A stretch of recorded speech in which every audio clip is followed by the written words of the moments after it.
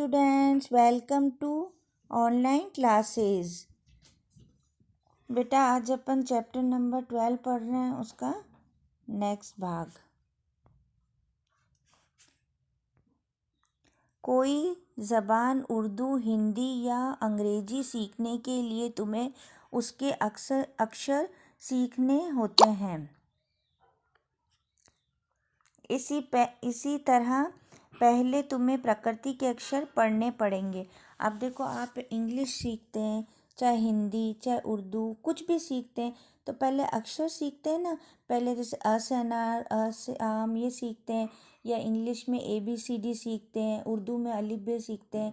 ऐसे ही ये कह रहे हैं कि इसी तरह हम प्रकृति के अक्षर पढ़ने पड़ेंगे तुम्हें।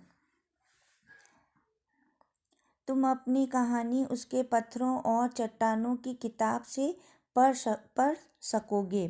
शायद अब भी तुम उसे थोड़ा थोड़ा पढ़ना जानते हो। जब तुम कोई छोटा सा गोल चमकीला रोड़ा देखते हो तो क्या वह तुम्हें कुछ नहीं बदलता? यह कैसे गोल, चिकना और चमकीला हो गया, और उसके खुरदरे किनारे या कोने क्या हुए? अब देखो, तुम कुछ भी देखते हो चमकीला रोड़ा, तो कैसे ये गोल हो गया, कैसे चिकना हो गया, कैसा चमकीला हो गया, ये सब मन में बातें आती ना आपके। अगर तुम किसी बड़ी चट्टान को तोड़कर टुकड़े टुकड़े कर डालो तो हर एक टुकड़ा खुरदरा और नुकीला होगा। अब जैसे एक टुकड़ा है बड़ा, तो आप उसको तोड़ोगे तो जितने भी वो निकलेंगे ना पत्थर छोटे छोटे, वो सब नुकीले निकलेंगे। अगर तुम किसी बड़ी चट्टान को तोड़कर टुकड़े टुकड़े कर डालो तो हर एक टुकड़ा खुरदरा और नुकीला होगा। यह गोल चिकने रोड़े की तरह बिल्कुल नहीं होता। फिर यह रोड़ा कैसे इतना चमकीला, कितना चिकना और गोल हो गया? मतलब 1000 तरह की बातें अपने मन में आती हैं। फिर अगर तुम्हारी आंखें देखें और कान सुने तो तुम उसी के मुंह से उसकी कहानी सुन सकते हो। अब अगर तुम अच्छे से गौर से उस चीज़ को देखोगे ना, तो वो कोई बोलते नहीं है, मगर उनकी जो ये मतलब आकृति होती है ना, वो सब बता देगी कि वो कैसे हुए, क्या उसके साथ में हुआ, है ना। अगर आप किसी को टूटा हुआ चीज़ तोड़ते हुए नहीं देखोगे तब भी समझ जाओगे कि चीज़ यहाँ से टूटी है।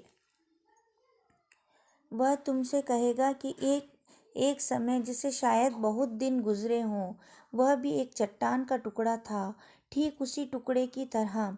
इसमें किनारे और कोने थे। अब वो मतलब सब बता देगा कि भाई हाँ, यहाँ पे ये चीज़ थी, ऐसे टूटा, ऐसे बिखरा, है ना।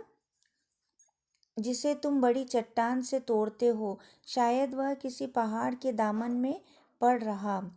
तब पानी आया और उसे बहाकर छोटी घाटी तक ले गया। वहाँ से एक पहाड़ नाले ने ढकेलकर उसे एक छोटे से दरिया में पहुँचा दिया। अब जैसे कोई पत्थर है छोटा सा, वो भी बहता हुआ आया और वो बहता बहता इधर से उधर आ जाता है। वहाँ से एक पहाड़ी नाले में ढकेलकर उसे एक छोटे से दरिया में पहुँचा दिया। इस छोटे से दरिया से वह बड़े दरिया में पहुँचा। अब छोटे से दरिया से बड़ा दरिया में पहुँचा। इस बीच वह दरिया के पैंदे में लुढ़कता रहा। अब दरिया के पैंदे में वो लुढ़कता रहता है, कैसे वो लहरें बहती है, इधर से उधर चलता रहता है। इस छोटे से दरिया में वह बड़े दरिया में पहुंचा। इस बीच वह दरिया के पैंदे में लुढ़कता रहा।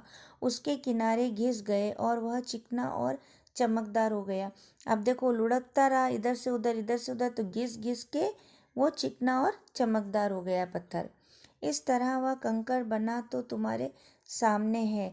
किसी वजह से दरिया उसे छोड़ गया और तुम उसे पा गई। अगर दरिया उसे और आगे ले जाता तो वह छोटा होते होते अंत में बालू का एक जर्रा हो जाता। अब जैसे अब तुमने उसे ले लिया और देखा कि वो पत्थर है।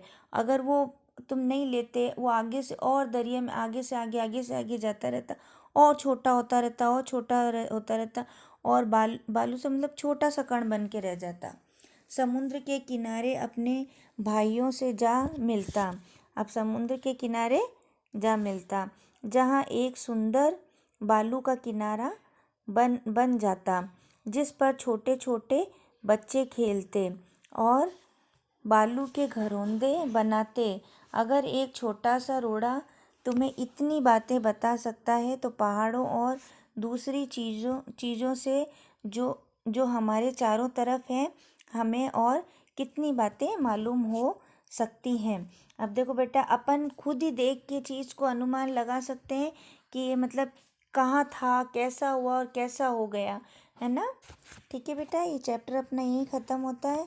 अब नेक्स्ट भाग अपन मतलब नेक्स्ट लेसन अपन नेक्स्ट क्लास में पढ़ेंगे। Thank you.